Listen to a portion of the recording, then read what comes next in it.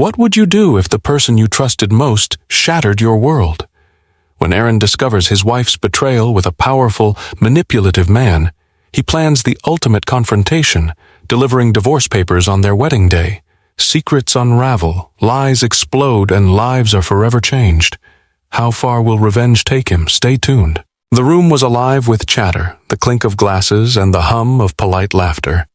Crystal chandeliers bathed the hall in warm, golden light, casting fleeting reflections across the polished marble floor. Aaron Whitaker's steps echoed louder than the orchestra playing in the background. He clutched the envelope tightly, its edges soft from where he had gripped it too many times. The chatter subsided as Aaron entered the hall. He wore a composed expression, but every muscle in his body felt taut, ready to snap. His eyes swept across the sea of faces until they landed on her, Brielle. Dressed in an emerald gown, she stood near Jonathan Cross, her laughter light and carefree as she raised her glass for a toast. Jonathan noticed him first. The groom-to-be frowned slightly, tilting his head as if trying to place the intruder. Brielle followed his gaze. Her expression shifted, freezing mid-laugh, her face paling visibly under the warm glow of the lights. Aaron moved forward, his steps deliberate, his heart pounding with a rhythm that felt both foreign and all too familiar. He stopped just feet away from them, close enough to see the faint tremble in Brielle's fingers as she lowered her glass. "Aaron?" she said, her voice barely audible over the murmurs now rippling through the crowd. Jonathan stepped forward, his stance protective. "Is there a problem?" he asked, his tone polished but sharp. Aaron ignored him. His eyes locked on Brielle. The envelope in his hand felt impossibly heavy now, but he held it out with a steadiness that defied the storm raging inside him. "This is for you, Brielle," he said, his voice steady but carrying an undercurrent of something darker, something resolute. Her eyes darted to the envelope, then back to Aaron. "What is this?" she asked, though her voice betrayed that she already knew. "It's closure," Aaron replied. His words carried a weight that seemed to press down on the entire room, silencing even the faintest whisper. Brielle hesitated, her hand trembling as she reached for the envelope. When her fingers brushed against it, Aaron let go, watching it drop into her grip. She opened it slowly, the rustle of paper unnaturally loud in the tension-filled air. Her eyes scanned the words, and her face crumbled. The color drained completely, leaving her looking ashen and fragile. "No," she whispered, almost too softly to hear. "Aaron, please." Jonathan moved closer, peering over her shoulder. His jaw clenched as he read the document. He looked at Aaron with an air of controlled anger. "What the hell is this?" he demanded. Aaron met his gaze, unflinching. "It's exactly what it looks like. She doesn't belong to you, and she doesn't belong to me anymore either." Brielle stepped forward, her voice breaking. "Aaron, we can talk about this. This doesn't have to be—" "This," Aaron interrupted, his voice rising slightly, "should have been done the moment I realized you'd already left. This is just catching up to the truth." The crowd around them grew restless. Muted whispers swirled like an undertone to the scene playing out. Aaron's chest heaved as he held back everything he wanted to say, everything he had practiced in his mind 100 times. He wouldn't give her the satisfaction of seeing him break. Not here, not now. Jonathan glanced at the document again, his expression hardening. "You could have handled this privately," he hissed. Aaron smirked, the first sign of emotion breaking through his otherwise impassive facade. "Maybe," he said, stepping back, "but some truths deserve an audience." With that, he turned and walked away, the weight in his chest lifting just enough to let him breathe. Behind him, he could hear the murmurs rising, Brielle's pleas falling on deaf ears, and Jonathan's attempts to contain the situation. Aaron didn't look back. He didn't need to. The soft buzz of his phone on the nightstand pulled Aaron from restless sleep. He glanced at the screen, his bleary eyes narrowing as he read the message preview. "You deserve to know the truth." His heart skipped a beat. For a moment he thought it might be spam, some random scam text. But the number was unfamiliar, and the words carried a weight that gripped his chest. Sliding out of bed, Aaron moved quietly to the kitchen, careful not to wake Brielle. The glow of the screen illuminated his face as he opened the message fully. There was no signature, no name, just a single line. "Check the gala photos from last month. She's not who you think she is." His fingers hovered over the phone for a moment. Doubt gnawed at him, but curiosity was louder. He typed a quick reply. "Who is this?" The response came almost immediately. "A friend."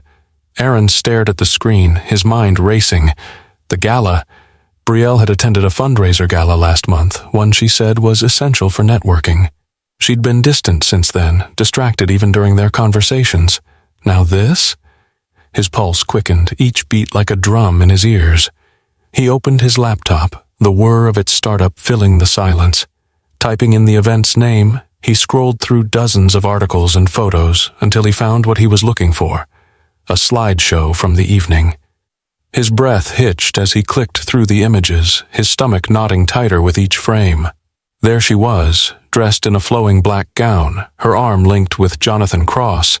The photo was captioned, "Brielle Whitaker and Jonathan Cross share a moment during the Cross Foundation Gala." Aaron's hands trembled. He enlarged the image, his eyes darting across every detail. Her smile, radiant and genuine, was not one he'd seen in months. The sound of the bedroom door creaking broke his concentration. Brielle appeared in the doorway, her hair tousled, eyes heavy with sleep.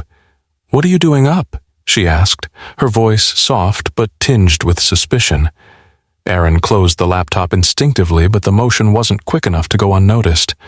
"Just couldn't sleep," he said, his tone even, betraying none of the turmoil beneath. Her gaze lingered on the closed laptop before shifting to him. "Are you okay? You look tense." "I'm fine," he lied, forcing a faint smile. "Go back to bed." Brielle hesitated, her eyes narrowing slightly, but she nodded and retreated to the bedroom. Aaron exhaled shakily, his thoughts spiraling. The image of her with Jonathan was burned into his mind. Was it just a professional moment, an innocent coincidence? Or was there something more? The questions clawed at him, each one heavier than the last. Morning came too quickly, and Aaron found himself staring into his coffee cup, the swirling liquid mirroring the chaos in his mind. He needed clarity, proof that his doubts were unfounded or confirmation of what he feared. Either way, he couldn't let this uncertainty fester. His phone buzzed again. Another text from the unknown number. "You know where to look." Aaron's grip tightened around the phone. Whoever this person was, they knew too much. And now, so did he. Aaron's fingers hovered over the trackpad, the gala photo still lingering on his laptop screen. His jaw clenched tightly as he examined every detail, his eyes tracing the lines of Brielle's dress, the way her hand lightly rested on Jonathan's arm. The caption played in his mind like a taunt. "Brielle Whitaker and Jonathan Cross share a moment." "Share a moment," he muttered under his breath, his voice thick with bitterness. What did that even mean? He stared harder at the image, hoping, somehow, that the pixels would rearrange themselves, that he'd been mistaken. But the smile on her face was undeniable. It wasn't just a professional courtesy. It was the kind of smile she hadn't given him in months. His phone buzzed again, jolting him from his spiraling thoughts. The same unknown number. "If you think that's bad, look at her business expenses." Aaron felt his pulse quicken. Business expenses? Was this just another cryptic jab, or was there something tangible? He opened the budgeting app they shared, a digital ledger where they kept track of household expenses and individual purchases.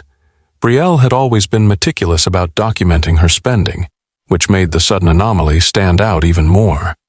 Scrolling through the entries, Aaron's breath caught when he saw a charge from a boutique jeweler. A significant charge. She hadn't mentioned a purchase like that. No anniversary gift for him. No surprise celebration. He clicked on the entry, the receipt popping up instantly. The description read, "Custom gold cufflinks with engraving." His stomach turned as he imagined the initials she might have chosen. He couldn't stop himself. He grabbed his keys and jacket, heading straight for the boutique listed on the receipt. It was a short drive, but every second felt agonizingly slow. Questions flooded his mind, each more painful than the last. Had she bought them for Jonathan? Had she even hesitated? The boutique was small but luxurious, with pristine glass cases showcasing sparkling treasures. A polished attendant greeted him with a warm smile, her practiced charm slipping only slightly when she noticed the tension in his expression. "I'm looking for information about a purchase made recently," Aaron said, holding up his phone to display the receipt. His tone was calm but firm, unyielding. The attendant hesitated, glancing toward a manager nearby. "I'll see what I can do," she said before disappearing into the back. Minutes ticked by like hours. When she returned, she held a small velvet box. "These were the cufflinks," she said, opening it to reveal sleek gold accessories engraved with elegant initials, JC.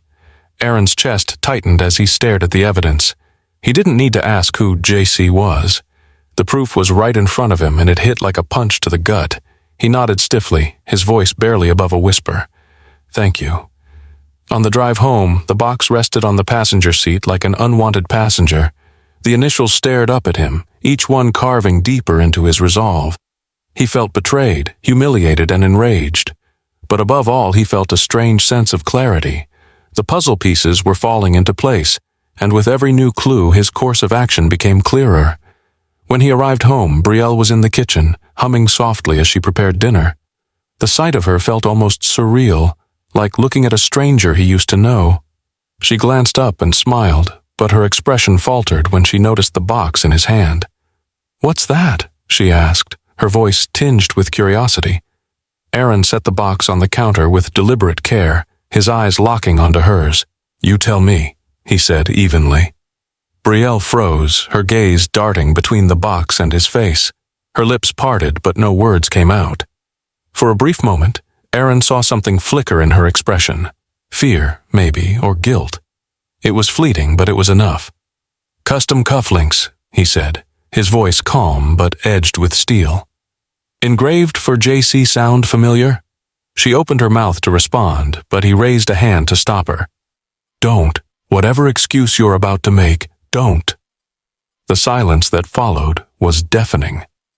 Aaron turned and left the room without another word, leaving Brielle standing there, the box still sitting between them like a ticking time bomb.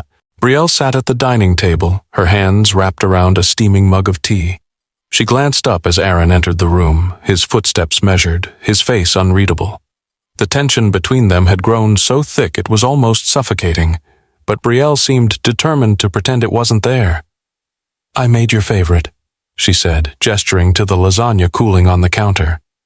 Her voice carried a note of forced cheerfulness, a brittle attempt to mend what had already been shattered. "Thought we could have a nice dinner tonight." Aaron didn't answer. Instead, he pulled out a chair and sat across from her, his gaze heavy and unwavering. "We need to talk." Her fingers tightened around the mug. "About what?" she asked, though the slight tremor in her voice betrayed her attempt at innocence. "You know what?" His tone was steady, but the weight of those 3 words hung in the air like a storm cloud. She set the mug down carefully, as though any sudden movement might shatter the fragile piece. "Aaron, if this is about the cufflinks, I can explain." He raised an eyebrow. "Then explain." Her lips parted, and for a moment she seemed at a loss. But then she straightened her back, drawing on a well-practiced composure. "They were a gift, a professional courtesy for Jonathan. You know how important networking is in my line of work?" "A professional courtesy," he repeated, his voice low and incredulous. "With an engraving? JC, you expect me to believe that?" "It's the truth," she insisted, leaning forward, her eyes wide with urgency. "Aaron, you've always trusted me. Don't let whatever this is ruin what we have." "What we have?" Aaron's voice rose slightly, breaking through her veneer of calm. "What exactly do we have, Brielle? Because it feels like I'm the only one fighting to hold it together." Her expression softened, and tears welled up in her eyes. "You're not being fair," she whispered, her voice cracking. "You don't know how hard I've worked for us, for this life." Aaron stared at her, his anger momentarily giving way to something else, something raw. "Then tell me the truth," he said, his voice quieter now. "If you're not lying, look me in the eye and tell me you've been faithful." The silence that followed was deafening. Brielle opened her mouth, then closed it again, her eyes flickering downward. "Aaron, please," she said, her voice breaking. "Don't do this!" He stood abruptly, the scrape of the chair legs loud against the floor. "That's what I thought." "Wait!" she cried, reaching out to grab his arm. Her touch was desperate, clinging. "I've made mistakes, but it doesn't mean I don't love you." He shook her off gently but firmly, his gaze colder than she'd ever seen it. "Love doesn't look like this," he said. "Love doesn't hide behind lies." Brielle's tears flowed freely now, streaking her face as she struggled to regain control. "Aaron, I'm begging you. We can fix this. Please, just give me a chance." He hesitated, the weight of her words pulling at the frayed edges of his resolve. But then he thought of the photo, the cufflinks, the endless parade of half-truths and omissions. The thread that once tied them together was unraveling, and he couldn't stop it. "Maybe I would have, Brielle," he said finally, "but I can't fight for something that's already gone." With that, he turned and left the room, leaving Brielle alone at the table, her sobs echoing in the hollow silence of their once shared home. Aaron adjusted his tie nervously as he stepped into the elegant cafe, its polished wood floors and soft lighting a stark contrast to the turmoil in his chest. He scanned the room, spotting Evelyn Cross seated in a corner booth, her presence commanding without effort.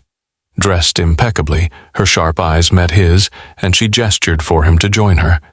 "Mr. Whitaker," she said smoothly as he slid into the seat opposite her. "Thank you for coming. I imagine this isn't easy for you." Aaron nodded, his throat tight. "I don't usually take advice from strangers," he admitted, his voice tinged with caution. "But you said it was about Brielle." Evelyn's lips curved into a faint, knowing smile. "And Jonathan," she added pointedly. "I thought it best you hear the truth from someone who isn't invested in sugarcoating it." Aaron stiffened at her words, but he stayed silent, letting her continue. Evelyn's presence was overwhelming, her tone precise as though every word had been calculated to land exactly where it needed to. "Jonathan is my son," she began, her gaze unwavering. "A brilliant businessman, but also a man with, how shall I say it, a complicated moral compass. He has a way of attracting trouble, and your wife is no exception."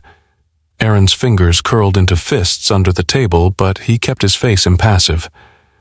"What are you trying to say?" Evelyn leaned forward slightly, her voice dropping. "I'm saying Brielle isn't just cheating on you. She's aligning herself with someone who will destroy her and take you down with her if you're not careful." Aaron's jaw tightened, his mind racing with questions. "Why would you tell me this? You're his mother. Shouldn't you be defending him?" "Because I know how this will end," she replied coolly. "Jonathan's past relationships have all followed the same pattern: infatuation, indulgence, and then abandonment. Brielle believes she's different, but she isn't, and when he's finished with her, it's you who will be left cleaning up the mess." Aaron exhaled sharply, the weight of her words pressing down on him. "So what do you want me to do?" "I want you to protect yourself," Evelyn said firmly. "Your assets, your reputation, your peace of mind. Brielle is a beautiful woman, but beauty fades. Choices, Mr. Whitaker, those last forever." Her bluntness was jarring, but Aaron couldn't deny the logic in her words. His trust in Brielle had already been eroded, and now Evelyn was offering him a lifeline, or perhaps a weapon. "Why are you telling me this now?" he asked, his voice low. "Why not let things play out?" Evelyn's expression softened ever so slightly, a hint of vulnerability breaking through her icy demeanor. "Because I've seen what happens when Jonathan moves on. He leaves ruin in his wake. I don't want to see that happen to you or anyone else."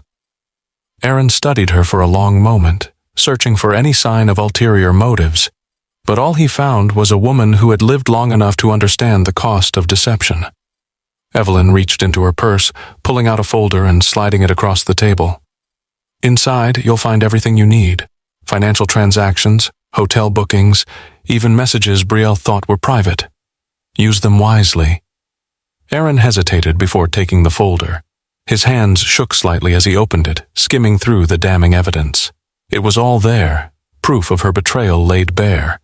His stomach churned, but a quiet resolve began to take root. "What happens next is up to you," Evelyn said, standing and smoothing her skirt. "But if you want to salvage anything from this, act quickly. Jonathan doesn't linger. Aaron nodded, his voice failing him as she turned and walked away, leaving him alone with the truth and the impossible choices it carried. Aaron sat alone in the dim light of his living room, the folder Evelyn had given him resting heavily in his lap.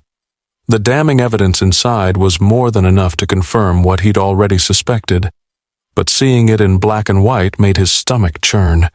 He hadn't opened it again since returning home. Instead, he stared at it, as if willing the contents to rewrite themselves. His thoughts drifted to the beginning, to the moments when everything between him and Betrayal felt unshakable. He remembered the first time they met, a warm spring afternoon in Austin.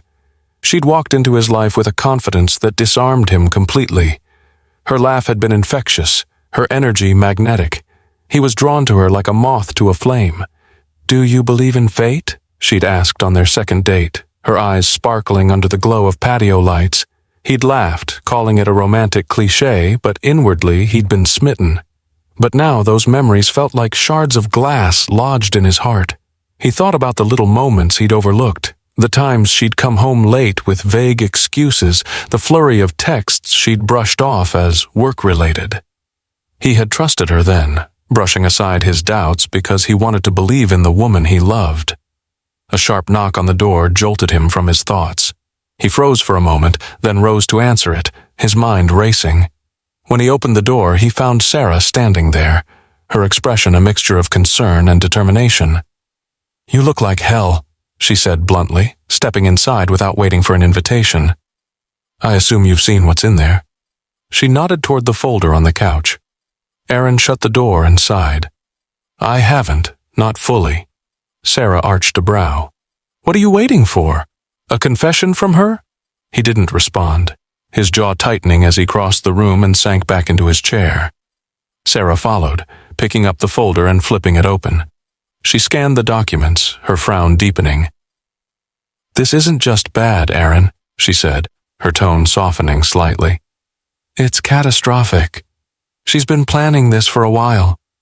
Aaron ran a hand through his hair, his frustration bubbling over. "Why? Why would she do this? Wasn't I enough?" Sarah's expression softened. "This isn't about you not being enough. It's about her needing more. More validation, more excitement, more something. It's not an excuse, but it's the truth."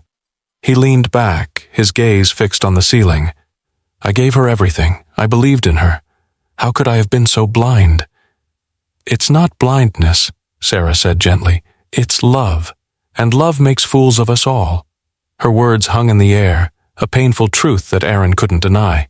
He glanced at the folder again, his chest tightening. He didn't want to face the full extent of Betrayal's betrayal, but he knew he couldn't avoid it forever. "I don't even know who she is anymore," he said quietly. Sarah placed a hand on his shoulder, her grip firm but reassuring. "Then it's time you found out, because the man I know doesn't run from the truth, even when it hurts." Aaron nodded slowly, her words igniting a flicker of resolve in him. He reached for the folder, his hands steady this time, and began to read. Every page felt like a blow, each detail chipping away at the foundation of their life together. By the time he finished, his heart felt like it had been hollowed out. Sarah watched him carefully, her expression unreadable.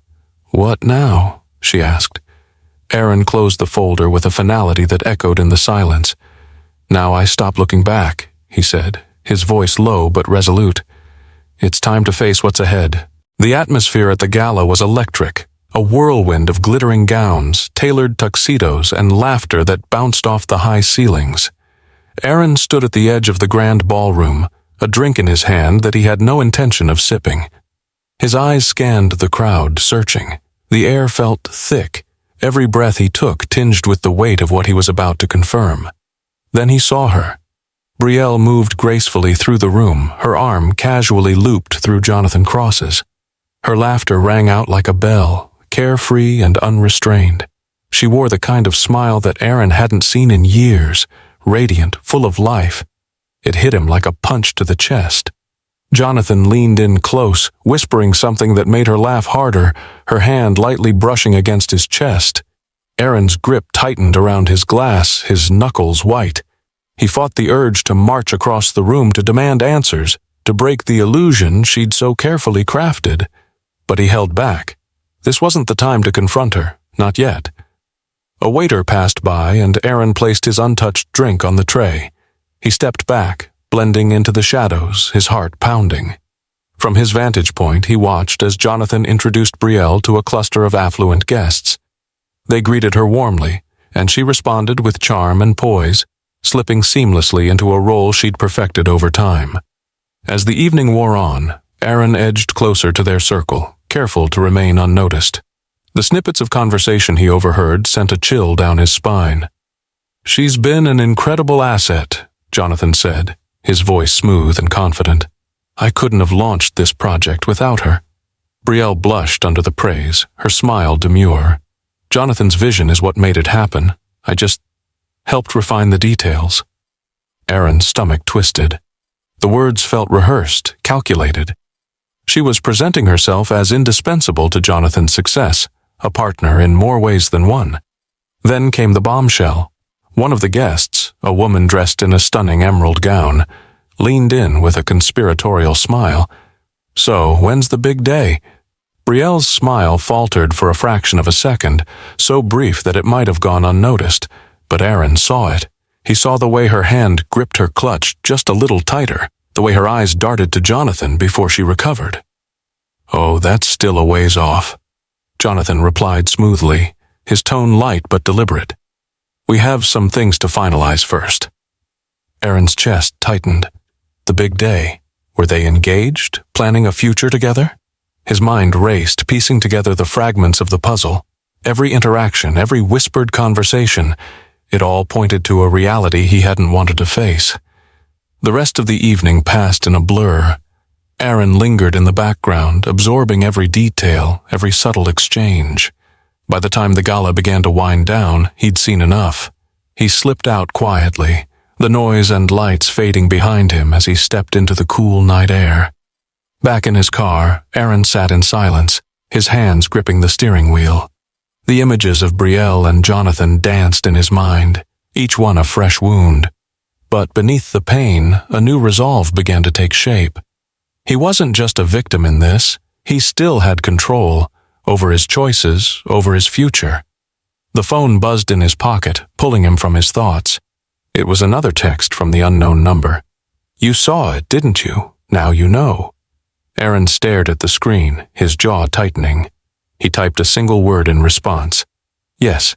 Aaron sat at the desk in his small home office, the pale glow of his laptop screen casting long shadows across the walls. He leaned back in his chair, rubbing his eyes, his mind still reeling from the events at the gala. The scene of Brielle on Jonathan's arm replayed in his head on an endless loop, each iteration more painful than the last. He reached for the stack of unopened mail that had been piling up on the edge of the desk. He didn't even know why he was bothering. Bills, advertisements, and other mundane correspondence weren't going to distract him from the storm in his chest. Still, the act of doing something, anything, felt better than sitting idle. As he flipped through the envelopes, a small elegant card slipped free and fluttered onto the desk. It was cream-colored, with Brielle's name neatly printed in gold on the front. Aaron stared at it for a moment before picking it up. His brow furrowed as he turned it over, realizing it wasn't just a card. It was an envelope. Curiosity gnawed at him as he opened it, revealing a handwritten note on thick stationery. The penmanship was unfamiliar, but the content made his blood run cold. "Brielle, this is just the beginning. Our future is waiting, and I can't wait to see where it takes us. Until next time, J." The initials felt like a slap in the face. Jonathan Cross. Aaron's hands trembled as he reread the note, the words digging deeper into his already festering wounds. "Our future," it said. What kind of future could they possibly be planning? And how long had this been going on? He set the note aside and scanned the envelope again. His eyes landed on the faint imprint of a logo at the top corner, a luxury hotel in downtown Austin. His jaw tightened. This wasn't just some casual fling. They had been meeting, coordinating their deceit, all while he'd been left in the dark. Aaron pushed back from the desk, pacing the room as his thoughts raced. This note was tangible proof of their betrayal. It was intimate, deliberate, and damning. But as the initial wave of anger subsided, a chilling thought crept in. What else had Brielle hidden from him? If she could so effortlessly deceive him about this, what other lies were waiting to be uncovered? He stopped pacing and stared at the note again, his mind working furiously. There was something else here, something he couldn't yet see. The note had been left among their mail, carelessly hidden in plain sight. Was it arrogance? Or had Brielle grown so comfortable in her deception that she didn't think he would notice? His phone buzzed on the desk, snapping him out of his thoughts. He picked it up and saw a message from Sarah. "How are you holding up? Let me know if you need anything." Aaron hesitated before replying. "I found something. We need to talk."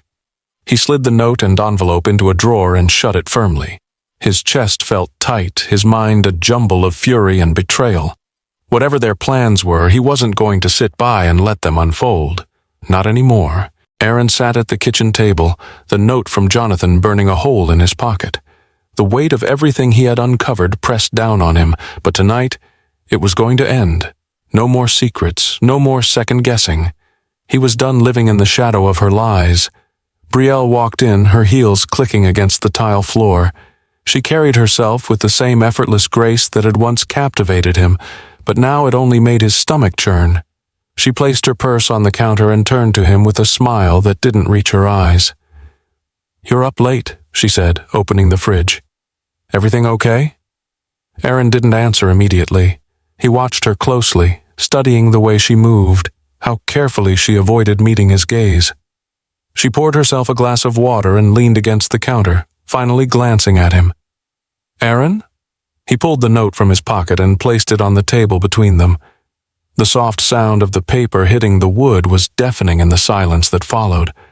"What's this?" she asked, her voice calm but wary. She didn't move to pick it up. "You tell me," Aaron replied, his tone steady but edged with steel. Brielle hesitated, then reached for the note. As her eyes scanned the words, her face drained of color. She folded the paper quickly and set it back down, forcing a laugh that sounded hollow. "This is ridiculous. Where did you even find this?" "Does it matter?" he shot back, his voice rising slightly. "What matters is what it says. Our future is waiting. Care to explain that, Brielle?" Her jaw tightened, and for a moment she looked as though she might deny everything. But then she sighed, her shoulders slumping. "It's not what you think," she said softly. Aaron leaned forward, his anger bubbling to the surface. "Don't you dare. Don't sit there and tell me it's not what I think when every piece of evidence says otherwise. The photos, the cufflinks, this note. How much more am I supposed to ignore?" Brielle crossed her arms defensively, her tone sharp. "You're blowing this out of proportion. Yes, Jonathan and I have been close, but it's not what you're imagining. It's just business." Aaron slammed his hand on the table, the sound reverberating through the room. "Business? Are you serious? Do you think I'm that stupid? You've been lying to me for months, Brielle. Do you even hear yourself?" Her eyes filled with tears, but Aaron didn't waver. "Aaron, please," she said, her voice breaking. "I made a mistake. I got caught up in something I shouldn't have, but it doesn't mean I don't love you." "Love?" he repeated bitterly. "You call this love? Sneaking around, planning a future with someone else while I sit here like a fool? That's not love, Brielle. That's betrayal." She stepped closer, reaching for his hand, but he pulled away. "I can fix this," she pleaded. "We can fix this.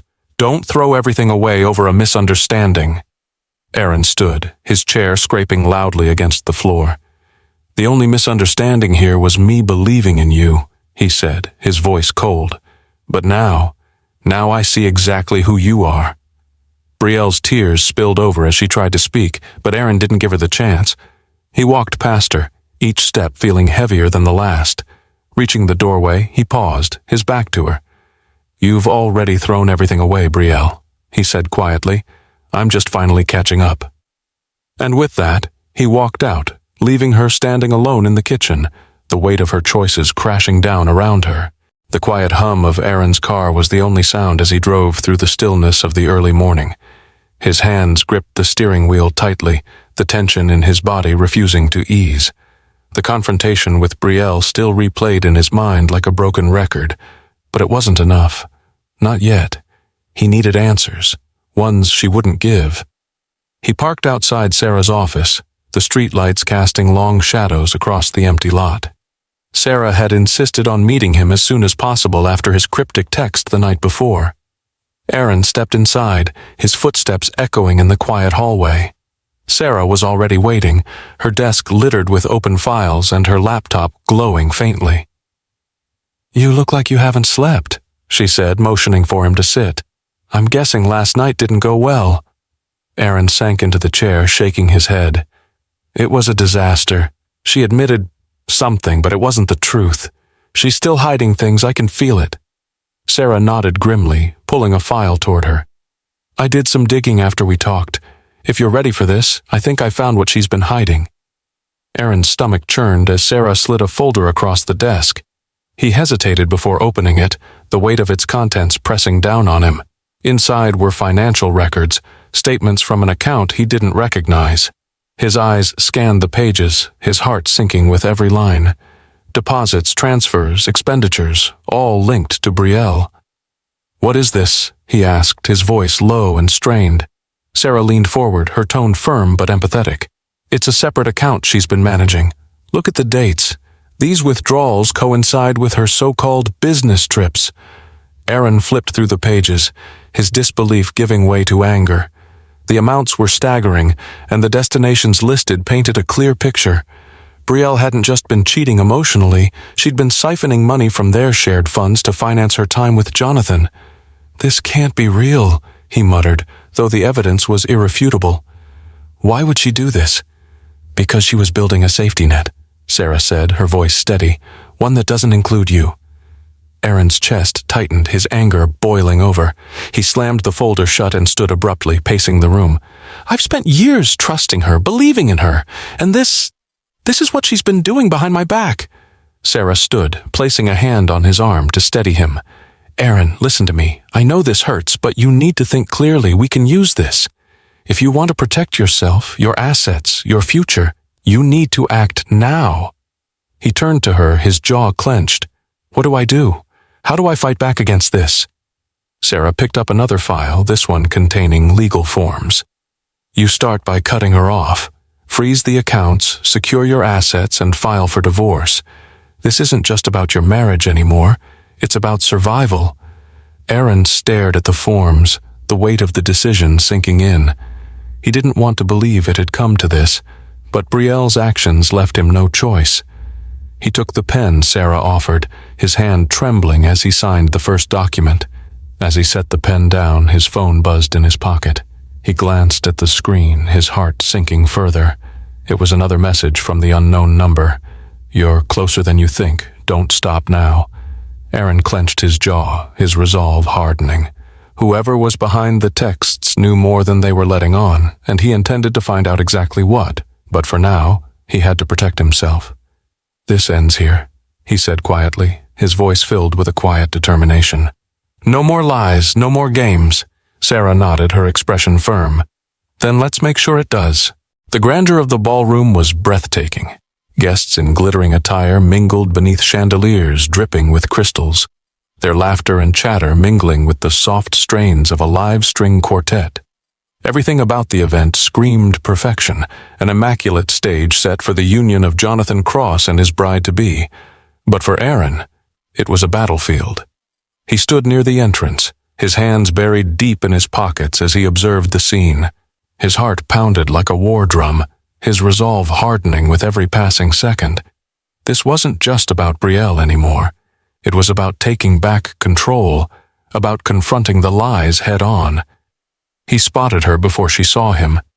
Betrayal stood at the center of a small crowd, her laughter effortless as she charmed the other guests. She looked radiant in a floor-length emerald gown, the picture of poise and elegance. And at her side, as always, was Jonathan, his hand resting casually on her lower back. Aaron clenched his fists, his jaw tightening. He could feel the weight of the envelope in his pocket, a stark reminder of why he was here. Taking a deep breath, he moved forward, his steps deliberate and steady. The moment Betrayal's eyes met his, her smile faltered. For a split second, panic flickered across her face before she quickly masked it with a forced smile. Jonathan turned to follow her gaze, his expression shifting from confusion to disdain as he recognized Aaron. "Aaron," Brielle said, her voice high-pitched and strained. "What are you doing here?" He stopped just a few feet away, his gaze shifting between her and Jonathan. The room around them seemed to fade, the curious murmurs of the nearby guests barely registering. "I came to deliver something," Aaron said evenly, his voice cutting through the tension like a knife.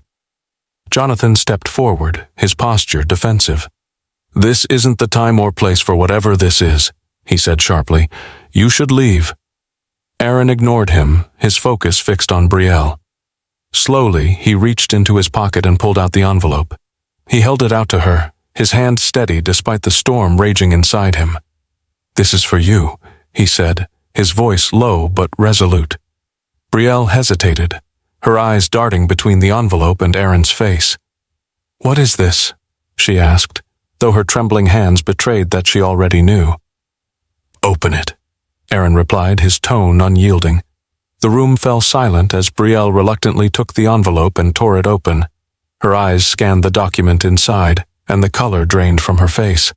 A collective gasp rippled through the crowd as someone whispered, "Divorce papers." Jonathan snatched the papers from her hands, his face darkening as he read. "This is absurd," he spat, turning back to Aaron. "You have no right—" "No right?" Aaron interrupted, his voice rising. "I have every right. You think you can take everything from me and get away with it? Think again." Brielle reached for Aaron, her voice trembling. "Aaron, please, let's talk about this privately. We can work something out." Aaron took a step back, shaking his head. "There's nothing left to work out, Brielle. You made your choice. This is mine." He turned to leave, but not before meeting Jonathan's glare with one of his own. "Good luck," Aaron said coldly. "You'll need it." As he walked away, the stunned silence of the ballroom was broken by the buzz of whispers and the sound of Brielle's voice calling after him. But Aaron didn't stop. For the first time in months, he felt free, like a weight had been lifted from his chest.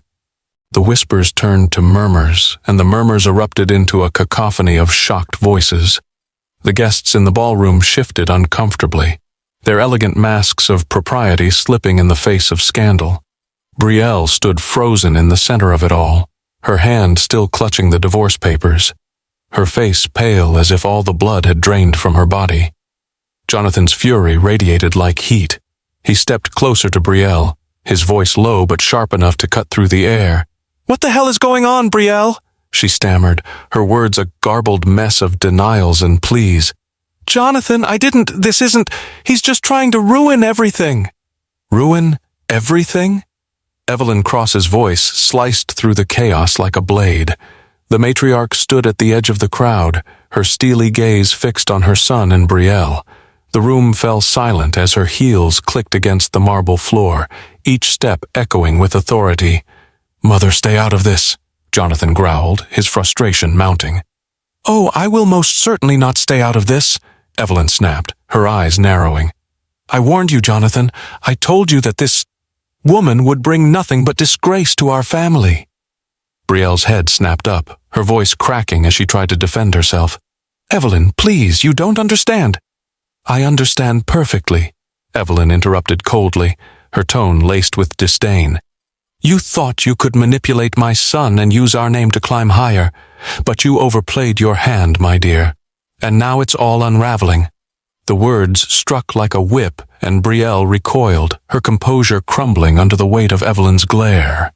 The guests murmured amongst themselves, their hushed voices growing louder as the drama unfolded before them. Jonathan's face hardened as he took the divorce papers from Brielle's trembling hands, scanning the document with increasing anger. "This isn't just about you and Aaron," he said, his voice venomous. "Do you have any idea what this could do to me? To my business?" Brielle shook her head, tears streaming down her cheeks. "Jonathan, I never meant—" "Enough!" Jonathan barked, his patience snapping. "We're done. Whatever this was, it's over." The room gasped collectively as Jonathan's words landed with the force of a hammer. Brielle's sobs grew louder, but Jonathan didn't look at her again. Instead, he turned to his mother, his face a mask of controlled fury. "Are you happy now?" he hissed. Evelyn raised a brow, unflinching. "Happiness has nothing to do with this, Jonathan. It's about consequences. Perhaps it's time you learned to live with them." Jonathan stormed out, the crowd parting to let him pass. Brielle crumpled to the floor, her carefully curated facade shattered beyond repair. The whispers grew louder, the judgment in the room palpable. Aaron had left minutes earlier, but his presence lingered like a shadow over the chaos. The divorce papers were more than just a legal document. They were a declaration, a symbol of his refusal to be a silent victim. Brielle's sobs echoed faintly as the reality of her choices closed in around her. Evelyn turned to the room, her sharp gaze silencing the onlookers. "I suggest we all enjoy the evening," she said coolly. "The drama is over." But the drama was far from over. For Brielle, the public humiliation was only the beginning. Aaron stared out the window of his modest new apartment, the faint hum of the city serving as a reminder of the life he had chosen to leave behind. The skyline was different here, smaller, quieter, less imposing. It suited him. He took a sip of his coffee, the bitter taste grounding him as the events of the past week replayed in his mind. The fallout had been swift and brutal. News of the wedding debacle had spread like wildfire, making headlines in both the business and social spheres. Jonathan Cross had gone from a celebrated entrepreneur to a figure of ridicule, his name dragged through the mud alongside Brielle's. Evelyn's influence had ensured that no stone was left unturned, her quiet vengeance dismantling the illusion Brielle and Jonathan had built. For Brielle, the fallout was even more personal. Her social circles had turned cold, the once warm invitations to events and galas drying up overnight. With no allies left, she had retreated into the shadows, the weight of her choices isolating her completely. Aaron had heard through Sarah that Brielle had been forced to sell the house to cover mounting legal fees and debts. The life she had so desperately clung to was gone, reduced to ash. Aaron set his coffee cup down, his thoughts drifting to Sarah. She had been his rock through it all, offering unwavering support as he navigated the chaos. It was Sarah who had helped him secure the new apartment, helped him freeze his accounts, and reminded him, time and time again, that his worth was not defined by Brielle's betrayal. His phone buzzed on the counter, pulling him from his thoughts. It was a message from Sarah. "How are you settling in? Let me know if you need anything." Aaron smiled faintly, typing back a quick response. "I'm good. Thanks for everything." As he set the phone down, a knock at the door startled him. He wasn't expecting anyone. Crossing the room, he opened the door to find Brielle standing there, her eyes red and swollen, her once impeccable appearance replaced by disheveled desperation. "Aaron," she said, her voice barely above a whisper. "Can we talk?" He stood in the doorway, his expression unreadable. "What do you want, Brielle?" She fidgeted nervously, her gaze darting to the floor. I just wanted to say I'm sorry, for everything. I know I don't deserve your forgiveness, but I had to try." Aaron let out a slow breath, his grip on the door tightening. "Brielle, I spent years giving you everything I had, my love, my trust, my time, and you threw it all away." Tears streamed down her face, but she didn't try to defend herself. "I know," she choked out, "and I'll regret it for the rest of my life." Aaron's jaw tightened as he considered her words. For a moment he felt a pang of pity, a flicker of the love he once had for her. But it wasn't enough, not anymore. "I hope you find peace, Brielle," he said quietly, "but I can't be a part of your life anymore." With that, he stepped back and closed the door, the sound of the latch clicking into place echoing in the small apartment. He leaned against the door, his heart heavy but resolute. For the first time in a long time, he felt free. Brielle sat in the corner of the small cafe, the hum of life bustling around her as she stared at the letter in her trembling hands. The once pristine stationery was now creased, her fingers leaving faint smudges on the edges. She had spent days crafting the words, pouring every ounce of her regret and anguish onto the page. It was her last attempt to reach Aaron, a final chance to express the depths of her sorrow before fully letting him go. The penultimate line echoed in her mind. I know I can never undo the damage I caused, but I hope you find happiness, even if it's without me." She bit her lip, holding back tears as she slipped the envelope into her bag. It was too late to change anything, but she had to try. Aaron, meanwhile, was settling into the rhythm of his new life. The quiet of his apartment was no longer unsettling. Instead, it had become a space for reflection and growth. He spent more time at the gym, reconnected with old friends, and even began exploring hobbies he had once neglected. The void Betrayal left behind was still there, but it no longer consumed him. One evening, as Aaron sorted through his mail, he found Betrayal's letter. The sight of her handwriting made his stomach twist with unease. For a long moment he debated whether to open it. Part of him wanted to throw it away, to let her words fade into obscurity. But curiosity, or perhaps closure, got the better of him. The words hit him harder than he had expected. Betrayal wrote about her regret, about the choices she had made that led to their unraveling. She admitted to her selfishness, to the lies she told herself to justify her actions. And most surprisingly, she expressed gratitude for the years they had shared, acknowledging that Aaron had given her more than she ever deserved. Aaron finished the letter and set it down, his chest tight. He didn't feel anger or resentment, only sadness. She was right, the damage couldn't be undone. But her acknowledgement of that fact, her willingness to take responsibility, brought a strange sense of peace. The next morning, Betrayal walked to the mailbox, the chill of the autumn air biting against her skin. She didn't expect a response, didn't feel she deserved one. But the act of writing to Aaron had been cathartic in itself. She had started attending therapy, volunteering at a local shelter, and taking steps to rebuild her life. It wasn't much, but it was a start. Across town, Aaron sat in a park, the letter still in his jacket pocket. He watched as children played on the swings, their laughter ringing out in the crisp air. He thought about forgiveness, not just for Betrayal, but for himself. Forgiveness for the times he ignored the signs, for the years he sacrificed for a love that wasn't reciprocated, and for the moments of doubt that followed. As he stood to leave, he passed a trash bin. His hand hovered over the pocket containing the letter.